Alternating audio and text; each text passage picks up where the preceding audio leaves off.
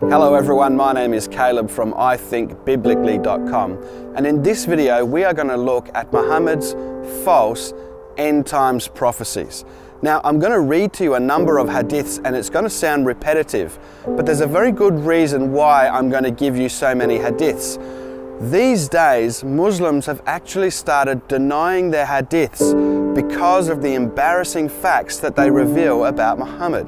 And so they've started arguing that isolated reports within the hadith collections, even the Sahih hadith collections, can be critiqued and rejected, but they cannot reject all of them. And so they say if there is mass transmission of a particular hadith, then that hadith has to be accepted. But if there is isolated reports, then they can be rejected. So I'm going to give you a whole bunch of hadiths with the same false prophecy, so that there can be absolutely no doubt that Muhammad was a false prophet. Sunan Abu Dawud, Hadith 4296. The Prophet said, "The time between the Great War and the conquest of the city of Constantinople will be 6 years, and the Antichrist will come forth in the 7th. This hadith makes it very clear that according to Muhammad, within 1 year, within a period of 1 year from the conquest of Constantinople, the great Roman city of Constantinople, the Antichrist would come forth within 1 year. But here's the problem. The city of Constantinople was conquered by the Muslims in 1453. That's almost 600 years ago. But let me read to you more hadiths which say the same thing. Sunan Abu Dawud, Hadith 4295. The Prophet said, "The greatest war, the conquest of Constantinople, and the coming forth of the Antichrist will take place within a period of 7 months." That means 7 months from the conquest of Constantinople, that's still within that 1 year period, the Antichrist would come forth. That is 2 hadiths, both saying the same thing, clearly revealing that Muhammad was a false prophet. But let me read to you another hadith. Sahih Muslim, Hadith 2920.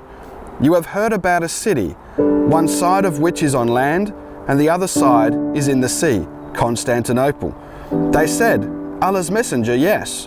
Thereupon he said, the last hour would not come unless 70,000 persons from the Beni Asak would attack it. When they would land there, they would neither fight with weapons, nor would shower arrows, but would only say, there is no God but Allah, and Allah is the greatest, and one side of it would fall.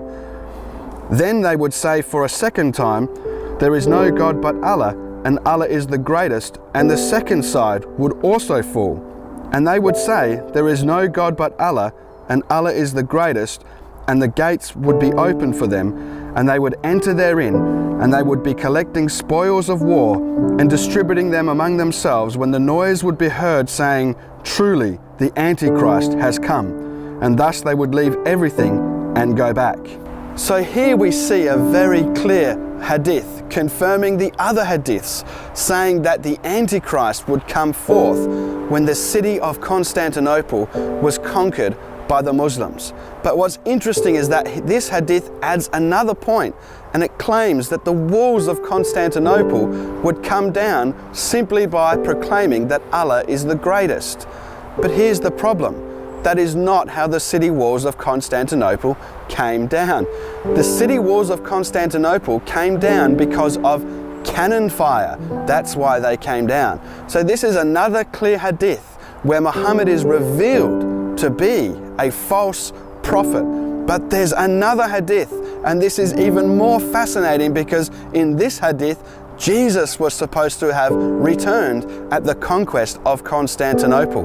Let me read this one to you. Sahih Muslim, Hadith 2897. The last hour would not come until the Romans would land in Syria. An army consisting of the best soldiers of the people of the earth at that time will come from Medina to counteract them. When they will arrange themselves in ranks, the Romans would say, do not stand between us and those Muslims who took prisoners from amongst us. Let us fight with them. And the Muslims would say, "Nay, by Allah, we would never get aside from you and from our brethren that you may fight them."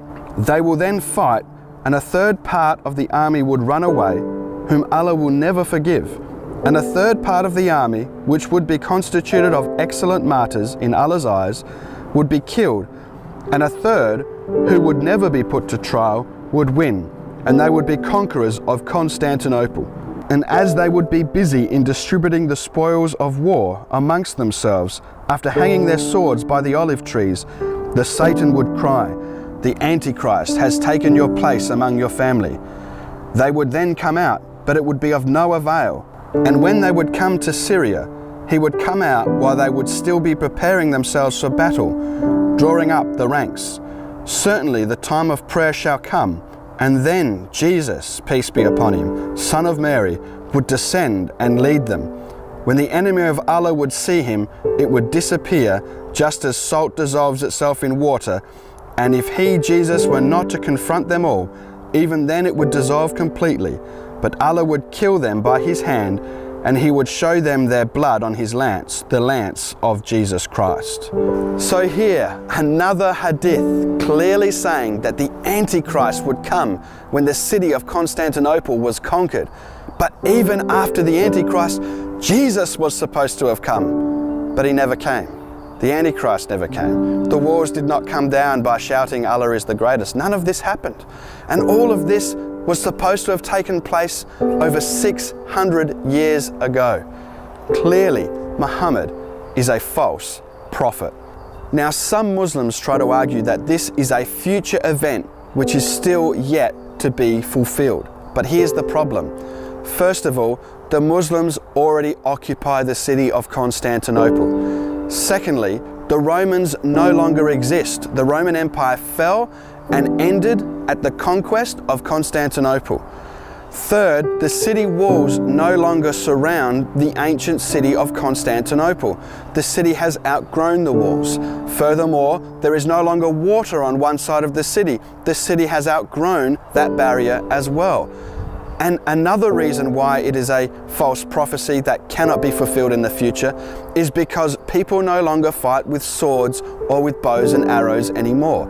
Clearly, this is a prophecy that was supposed to have been fulfilled at the conquest of Constantinople in 1453, yet it never happened. Therefore, unequivocally, Muhammad is a false prophet.